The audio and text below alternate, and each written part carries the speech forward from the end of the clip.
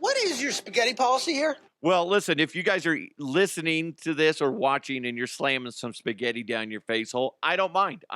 But it is always good to ask and check with wherever you're going what I almost said spaghetti.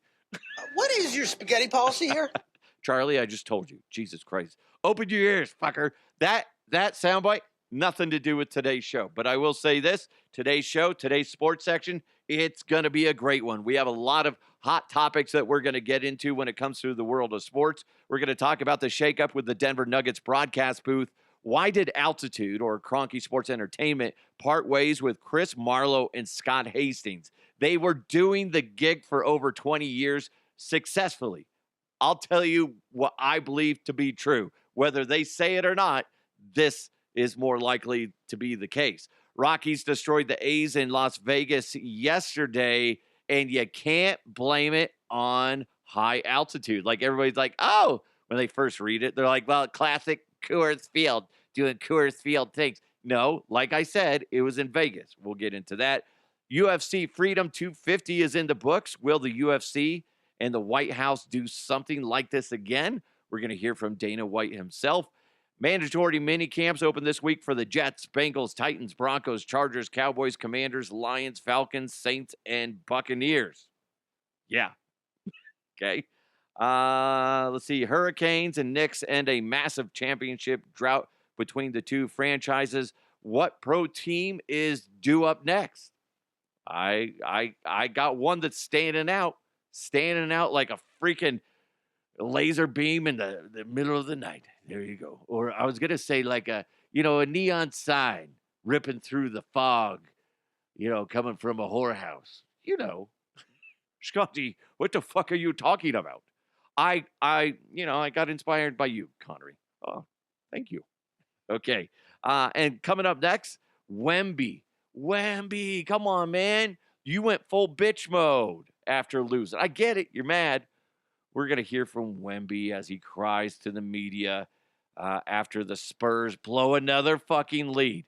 Another fucking lead. You can't blame anybody but yourselves, Spurs. We'll dive into that. But coming up right now, let's just, you know what? Forget it. Forget it. I was going to say make sure you hit subscribe, leave a rating, and all that stuff. Screw it. No, I'm not gonna. Scotty, you just did. That makes no sense what's coming out of your mouth. Connery, stop it. Stop it. Let's jump into the sports section. He's walked the hallowed grounds of Folsom Field, Coors Field, and Mile High Stadium. He runs with the 50. He runs with the 40. The guy is drunk, but there he goes. It's time for Sports with DeHuff. I'm just saying, Scotty, you said you weren't going to do something, then you did something by saying that you weren't going to do something. Connery, you're reading too much into it, okay? My God. My God. How about this? The Spurs give up another freaking lead in their final game against the Knicks.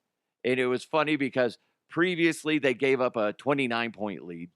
At one point, Wemby's like, I'm in your head, bro. I'm in your head. And then proceeds to shit himself all over the court along with his teammates, right?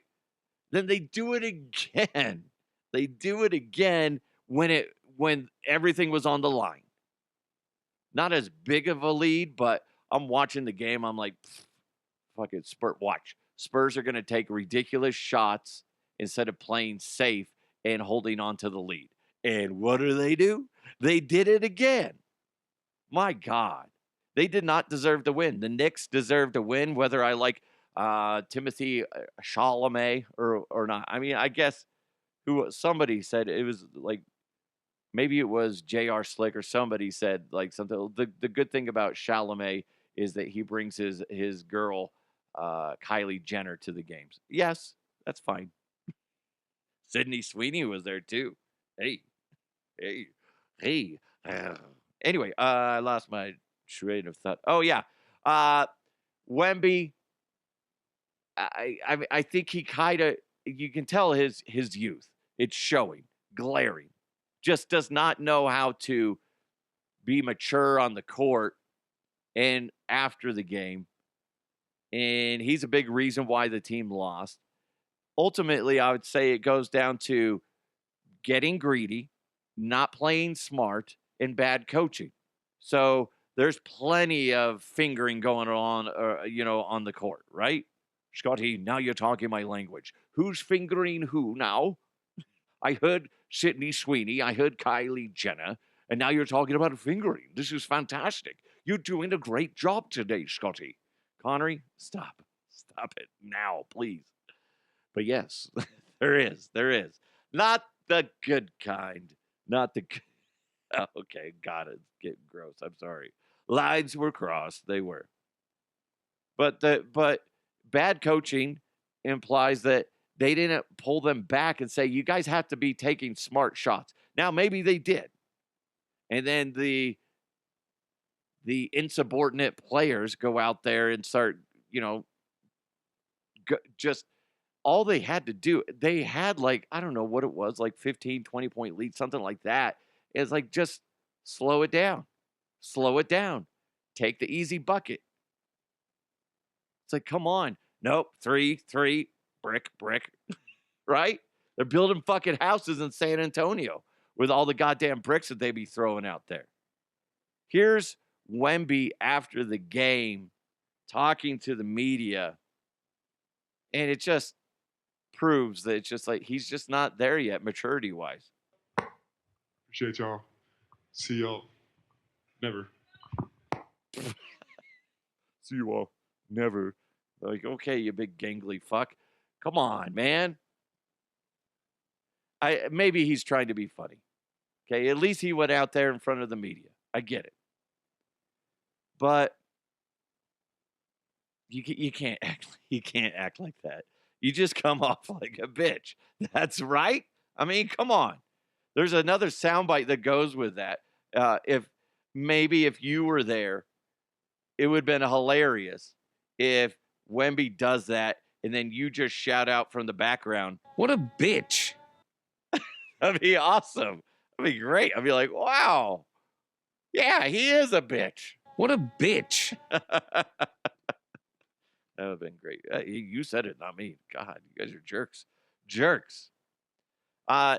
So this is the Spurs shit that away again. But the Knicks won the game fair and square. Let's be honest. I don't think you could sit there and bitch about the officiating or anything like that. The Knicks won. It's great. You got all the celebrities, getting their picture taken. I'm sure paying a pretty penny to hoist the trophy, right? You got Timothy Chalamet in the locker room saying, "I'm not an athlete. I don't deserve this." Big snot bubble popping out his nose. Half the Knicks fans are going, "Oh, God, he is so humble." Listen, come on. You guys are happy you won. I can appreciate that. But then the other half of Knicks fans are going, why the fuck is he in there? The Knicks won. He's not an athlete. Yeah, no shit, you're not an athlete. You don't deserve to be in the locker room. My God. Oh, but he's been a Knicks fan his whole life. He wasn't even, his parents probably weren't even born when the Knicks last won. It's crazy. Like, Jesus. Anyway, it doesn't matter. Whatever. But we did call that, right? That he's going to be crying in the locker room when they win. And they did. They won. And there's Timothy Chalamet. Chalamet. I don't fucking care. Anyway. But congratulations to New York. New York responded appropriately by, rioting in the streets. Probably flipping over cars, starting fires. I feel sorry for anybody in New York that was trying to be productive that night or the next day because the city was trashed more than usual. And now, you got a parade coming up too. That's going to be the biggest fucking parade ever. I imagine that's what it's going to be. I don't know when it is this week, but be ready for that news. Be like, this is the greatest team ever. And we're the greatest city ever. Go Knicks, you did it. Fucking Knicks fans. I'll say this. Listen, there's a lot of New Yorkers I don't have a problem with. It's the ones that are constantly trying to suck themselves off, right? You're going to break your neck. You're going to break your neck, okay? Doesn't end well. But the point is, I get it. You won. Do it again. Do it. If you really want me to respect you, be like the Patriots or the Chiefs that kept winning and winning and winning. That's hard to do. It's hard to win a championship, period. But now it's like, okay, yeah, congratulations. Do it again. Do it again. I guess that's me kind of shitting on them. But I shouldn't be. I shouldn't be. Speaking of champions, the Carolina Hurricanes won the Stanley Cup over the Vegas Golden Knights. I know. God damn it. I guess it's good. Hurricanes are just going, Avs, come on. It's not that hard. I'm like, fuck. God damn it. That's their first cup in 20 years. Not as long as the Knicks drought, but still a significant amount of time. And if you look at it for next season, the Avalanche, just behind the Hurricanes, the Avalanche are 7-1 odds to win it next year. Okay. Obviously, they got a huge season to go through, but okay. Okay. I'm fine with that. By the way, so I was looking at, more than any other trophy, the Stanley Cup makes its rounds with the players and stuff like that after they win it. And I was looking up like some of the weird things that have been done with it. I know the last time the Avalanche won the cup, they ended up having like some giant freaking dent on it. They're not the first team to do that. But I Googled like what were some of the weird things that have been done with the cup. It was accidentally used as a toilet by Chris Draper's newborn daughter. They were doing like a photo shoot after Detroit won, and she must have been naked or whatever, and they put her in there because she was like just a baby. And I think it's the one where she's like sleeping in it or whatever. Well, she pooed. And then so that happened. Mario Lemieux wanted to see if it floated and toss it into a pool back in 1991 when the Penguins won the first time in franchise history. It sank to the bottom. Oddly enough, a few years later, I want to say in 96, Patrick Waugh of the Colorado Avalanche did the same thing. Still doesn't float. There was one time somebody in the I think in the 30s or something like that, somebody, or maybe it was the 60s, somebody threw it into a bonfire. They're like having a celebrative, oh my God, I can't even talk. They were celebrating with a bonfire. There, that's good enough. And they're like, let's throw it in the fire and see what happens. Goddamn idiots. I'm sure there's like pictures of like Gabe Landeskog or somebody sleeping with it. I don't think he was dry humping it, at least not on camera. I don't know. I'm not going to say one way or the other. I wouldn't be judgy if it came out like, he's retired from the game, like say 20 years from now, and he's just spilling the beans. Be like, yeah, I dry humped it. I'd be like, we all suspected, but now we know. We have some closure on that mind. God, I can't figure out the words that are coming out of my mouth. We all have closure on that mind. I can't even say it. I'm dumb. I have like a headache all of a sudden. I blame you. What did you do? What did you do to me? You and your witchcraft. There's definitely been a lot of fluid spilled in that cup. You can let your mind roll on that one. Okay, you can. I don't need to say it because you're going through it. You're like, ooh, what about this? Ooh, that's an interesting one. I guess I would have done it this way. Sure.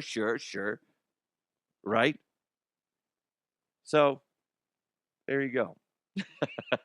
And there's plenty more things that have been done. There was one time that a team left it on the side of the road on accident. It's like, come on. There's been rumors that they lost it in other teams have lost it. It's crazy.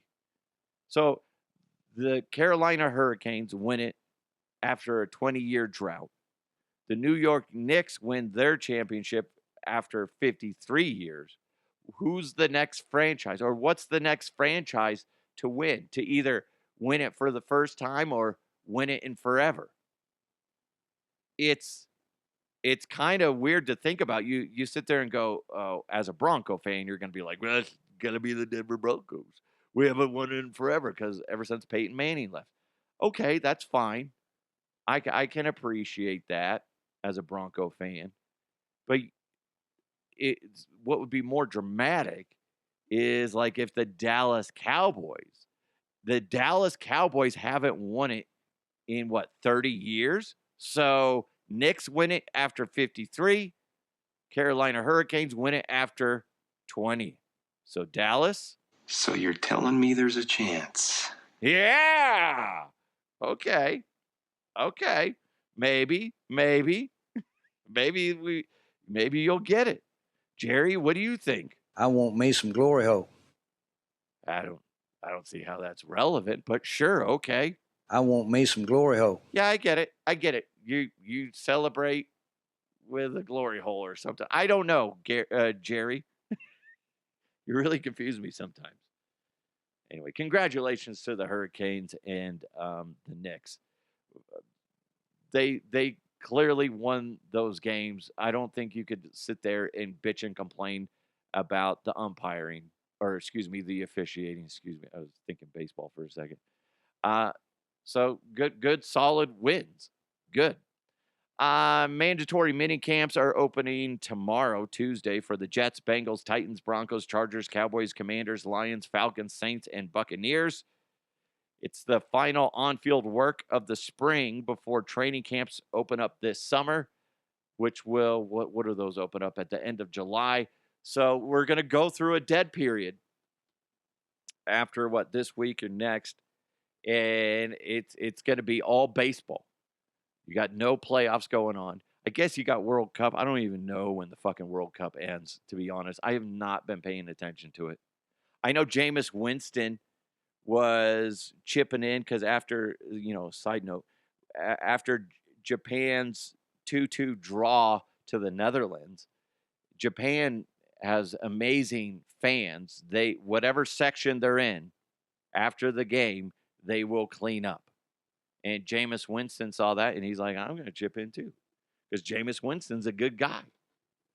So that's really the extent of how much I've seen of the World Cup. I'm just not a soccer fan. I'll wait till the final game, and then I'll tune in for like 5 minutes. That's probably what will happen. But going back to the NFL, yeah, it's going to be, we're approaching the dead spot in sports talk radio. And they hate it. And television. It's going to be a lot of speculating. It's where producers and talent really dig to find random, absurd stories to talk about. So when you guys find those, you got to send them to me and be like, this is what this show is talking about. How ridiculous, right? That's what I want you to do. That's your homework. When you hear a ridiculous take, I want you to send it to me. So then I can rebuttal it. Right? Go ahead, do that. Hit me up on socials at DeHuff Podcast or DeHuffPodcast@gmail.com. We'll have fun of it, making fun of other people. UFC Freedom 250, the big UFC, shindig over at the White House. I got to be honest. If you're a fighter, that's got to be a fantastic moment for you. But taking a step back, it just makes us look really gimmicky as a country. But that being said, if I was a fighter and they're like, Scott, do you want to fight in front of the White House? I'd be like, abso-fucking-lutely. That would be great. Because when else are you going to be able to say that? And it's not the first time that the White House has hosted shit like that. We've done that before way, way back in the day. So it's not like it's like groundbreaking. It's happened before. It's just the optics of it makes us look a little weird. But that being said, the big news was Justin Gaethje lives here in Colorado, grew up in Arizona, but a good dude. I met him in Vegas once. Nobody knew who he was until I went up to him. I'm like, oh my God, it's Justin Gaethje. How are you? So I have a picture with him. Okay, I do. And then he just absolutely destroyed his opponent, where the guy's face is just unrecognizable. He probably has a broken, orbital bone. And it was terrifying looking. Like, he got the shit kicked out of him. Terribly, terribly. But looking at the whole thing, will Dana White and the UFC do something like this again? It was an amazing experience. This was a one-of-one that will never happen again. And for all of us that were involved, from the fighters to my staff to the media to, their families and everybody, it's just, this is was a unique, cool experience. You don't think there's a chance the president says, that was good, let's do it again next year? I can't afford it. There's no fucking way we can do this again. I'll never do the Sphere again, and we'll never do this again. It would, even though I said it's gimmicky, it'd be really gimmicky if they did it again. Make it special. And that's what it was. Whether you agree with it or not, it was for the 250-year celebration. You can't be like, well, next year, 251, let's celebrate. No, you can't do that. Ask us again in 25 years. So it's 275-year anniversary. We'll see what happens. Okay, you got robots fighting each other on the White House lawn. Okay, maybe. We'll see. But I don't know. I hope they don't, in the sense of, like, it would just lose its appeal. I wasn't a fan of it, but I can appreciate it and all that went into it. It just, don't spoil it by you're killing the vibe if you do it again. The Rockies, the Colorado Rockies, the team that I predicted to sniff the playoffs. I'm gonna slowly downplay, like, my prediction of them being, like, a legitimate case for the playoffs. I said they might sniff it. I don't know. Anyway, they broke a franchise record yesterday, scoring 23 runs against the A's. 6 of those, I should say this. They had 6 home runs. This was in Las Vegas. And yes, the dry atmosphere, whatever, can help it. So they're at, like, say, 2,000 feet ish, roughly, where they play in Las Vegas ballpark. That's where they played yesterday. So the air's slightly thinner, so it has less, what is that? Less friction to go through. Listen to me. I sound so smart. I don't. Anyway, so you can't blame it on high altitude, but since it's so hot and all that shit, and dry, there's less for the ball to travel through, so it can travel further. But here's the thing. They scored 23 runs. The A's only scored 9. So you can't just go, well, it's because of the, atmosphere. It's because of the, blah, blah, blah. No, the Rockies just smoked them. That stuff happens. I tune in because I'm like, what the fuck is going on? I tune in, and the A's were they just got punched in the face and didn't know what to do. And the Rockies were doing the punching. It was really cool. Now, here's the other thing, too. I know that they're playing in a minor league ballpark, but when you look at the numbers are very equal to, what was it? Wherever the Giants play, I think the Orioles, and then aside from the Green Monster, similar to where Boston plays, and Coors Field. It ranges between 340, as far as outfield goes, 340 to 415 at center. So it's not that big of a deal that they're playing in a minor league park, other than concessions and overall atmosphere. As far as the field goes, it's essentially a major league park. So you can't go with that. And anybody that just leans on that is just going, well, it's a minor league park, so they're not used to hitting home runs. Like, do you watch baseball? Come on, man.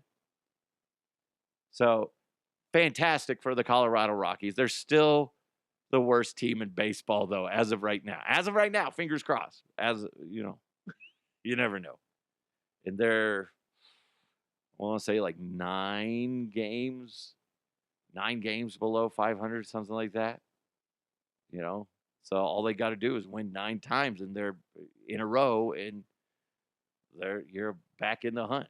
9 times. 9 times. Yeah, like he said, right? Anyway, guys, let's do this. Let's have some fun.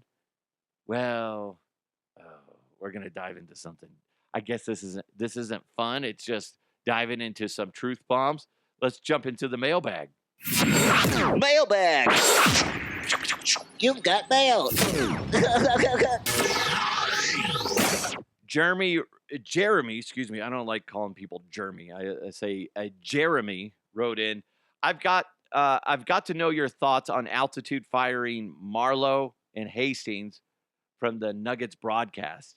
Did something happen behind the scenes that caused this dumb decision?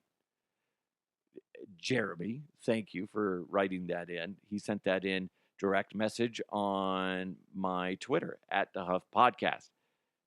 Yeah, here's the thing. Everything that I've heard behind the scenes is there was nothing that those two did that caused this absurd movement. Vic Lombardi, who's also on altitude, voiced that he didn't like the move. Okay? That's a big deal because usually those guys don't come out and say, I say this, anything to go against the brand, and the brand being Kroenke Sports Entertainment and altitude. So good for Vic for saying that. Before we go into it deeper, Scott is still on Altitude Radio 92.5. He's on with D-Mac, Tyler Columbus. So, I mean, he's still in the media. He's still awkwardly, I think, with the company. But here's the thing. They had 22 years together. Hastings, it says that Hastings was with the Nuggets broadcast for 33 years. That's wild. I Googled that, and that's what popped up. If that's true, that's even more absurd. It is and it isn't. I should say this. I love Hastings. I enjoyed listening to him and Marlowe. I thought they were a great team. There's 2 factors that probably led to this. One, Scott's beard looked like Colonel Sanders. That could be a problem. I'm just saying. They're like, why's Colonel Sanders doing the color commentary for the Denver Nuggets? This is crazy. I don't like it. That's my impression of the higher-ups at Kroenke. So it was either that or I think the more logical reason why they decided to boot those guys out is pretty simple. Out with the old, in with the new. Out with the more expensive, in with the cheaper. That's it. There will be some pushback on the new broadcast team, whoever it ends up being. And maybe they'll bring in some big name person. Who knows? But there's always going to be pushback on whoever the new broadcast team is. It will be very interesting. I feel bad for those individuals because they're going to get negativity no matter how good they are. But I think it's pretty basic. They just wanted to change shit up. They're probably upset with Nuggets ratings. It has nothing to do with the broadcast team. It's more of to do with accessibility to watch the product. How about that? You know?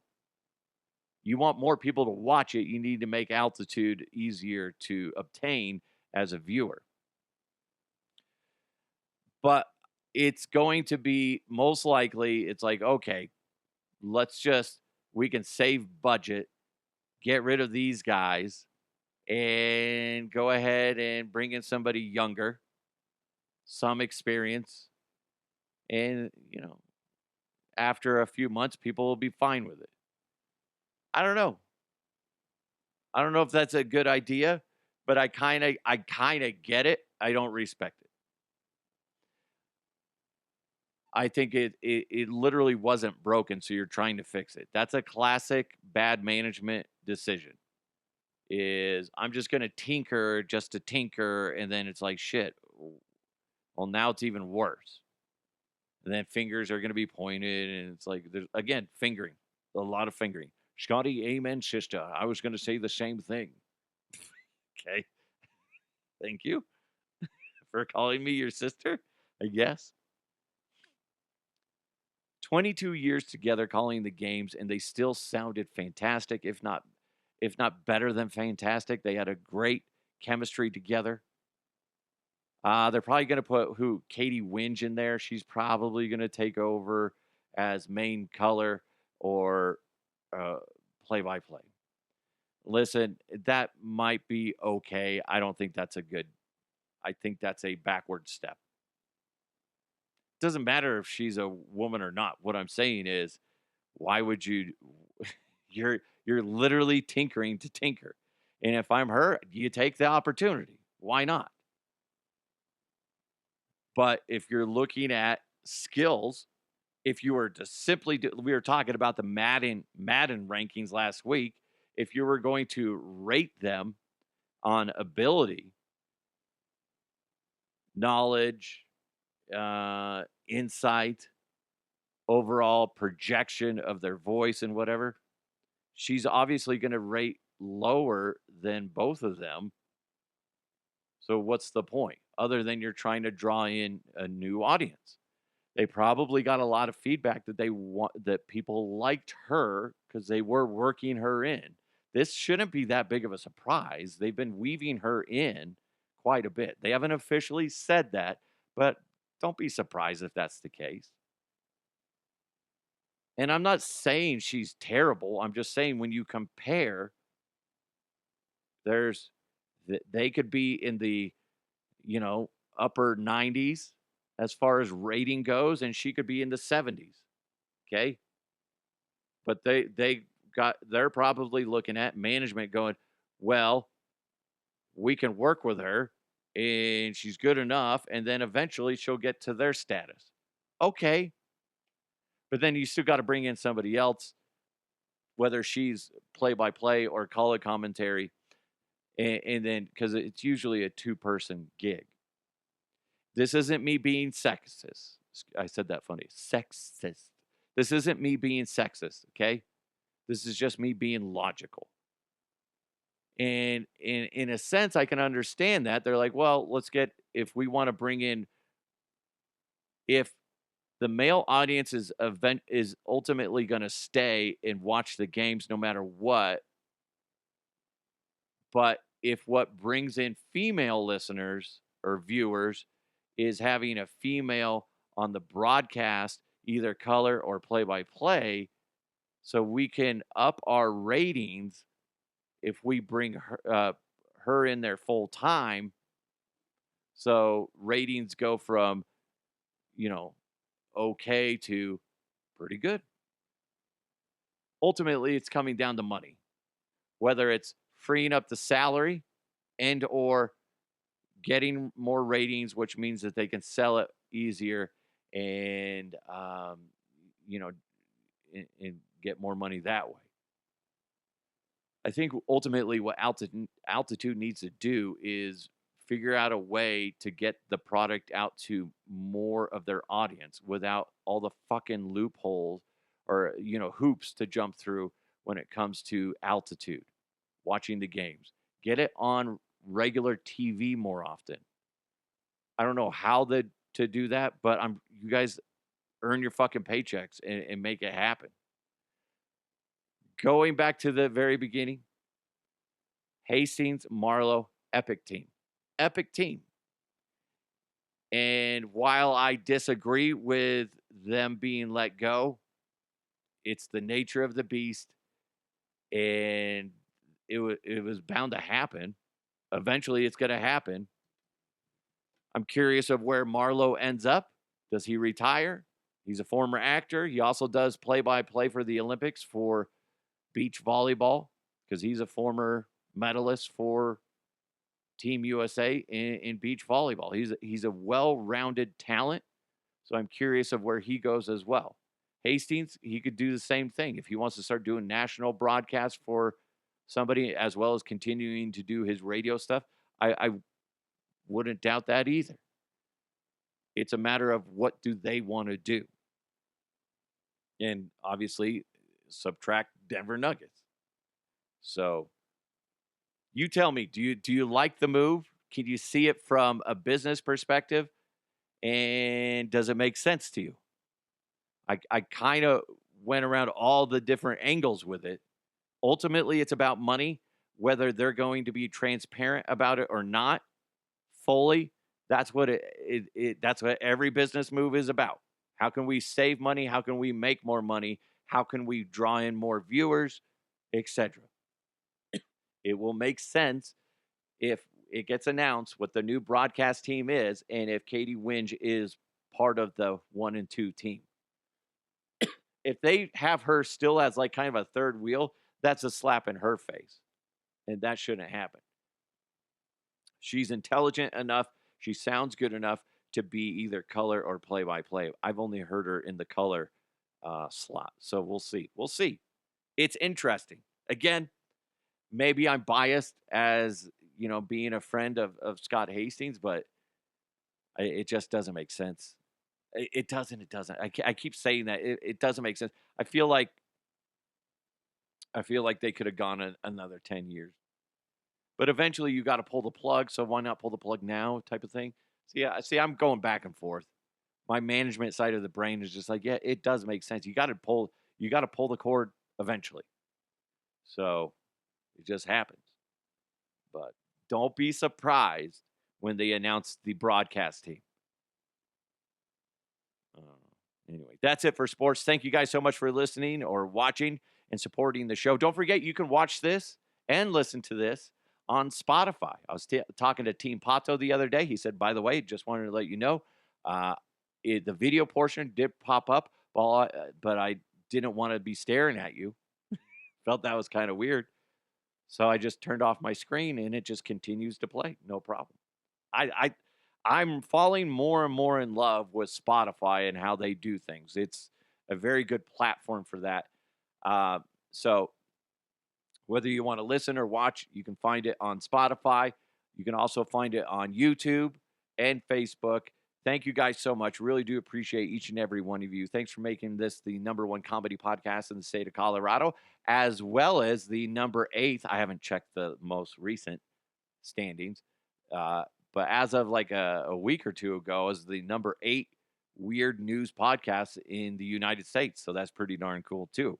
You guys have an amazing day. Let's keep moving forward. I'll talk to you next time.